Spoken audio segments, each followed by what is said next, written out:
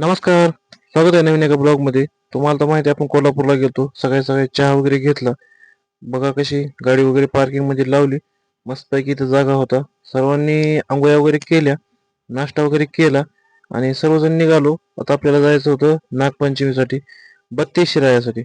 मग काय फ्रेश वगैरे झालो, बाहेर आलो. आपल्याला एक गाडी होती, एक गाडी आणायला जायचं होतं इथंच MIDC मध्ये. आपल्या गणभाऊचा मित्र होता, त्याच्याकडून एक गाडी घेऊन यायची होती. मग ती गाडी घेऊन जायचं होतं आपल्याला 32 राहायसाठी. मग काय आलो पंपावर, म्हणलं आधी पेट्रोल वगैरे टाकून घ्यावं. कसं आहे, एक बार टॅकी मध्ये पेट्रोल टाकलं म्हणजे पुढे जायला मोकळं. मग काय गणभवनांवर होते, मेनशेशी होतो. भाऊन इथं पार्किंगला म्हणलं 80 रुपये लागतील. म्हणलं चल भाऊ, आता काय तुझा पण दिवस आहे, तू पण घे कमवून. मग काय निघालो आम्ही सर्वजण. तर खूप एक्साइटेड होतो, कारण आम्ही आलो होतो पहिलेच वेळेस. कारण बघायचं होतं साऊंड वगैरे, कारण रील मध्ये खूप काही बघितलं होतं, पण रिअल ते रिअल असते. मग काय चालू झाले बॅनर वगैरे. खरंच बॅनरची पण इथं खरंच कॉम्पिटिशन सारखं लावलं होतं. मग वाटत एका मामानं म्हणला कापूस घेऊन जावा. आता कापसाचा काय विषय आहे, तुम्हाला पुढे गेल्यावर कळेल. कारण कसं आहे, कापूस हे पुढे गेल्यानंतर ऑटोमॅटिकली समजेल की कापसाचा विषय काय होता. मग भावानं म्हणला सर्वजण कापूस घालायला ते. मग म्हणलं चला आपण पण कानात घालून घेऊ, कशाला रिक्स उग. मग काय कापूस वगैरे घातला आणि बघा हे कसं आहे वातावरण.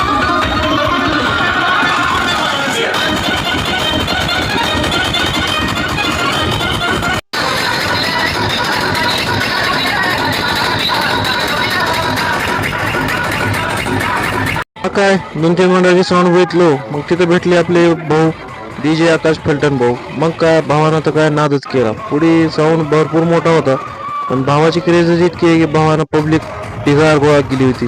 आणि भावाच्या साऊंड पुढे नाचायला लोक भरपूर होते. भावाने एक नंबर वातावरण टाईट केलं होतं. ते बघितलं आणि थोडंसं पुढे आलो. मग काय इथं फाईटला फाईट, इथे STM वाले होते, ओमकारचं नवीन वर्जन.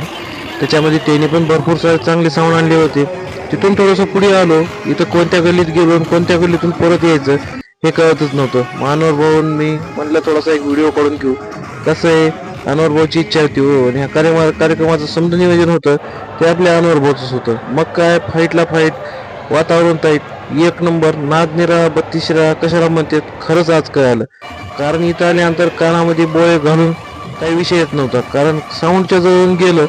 साऊंडचा ठोका असा होता. मग भाऊकडे आलो परत एकदा फिरून डबल. भावानं वातावरण टाईट केलं, लागलं होतं पुढे कॉम्पिटिशन.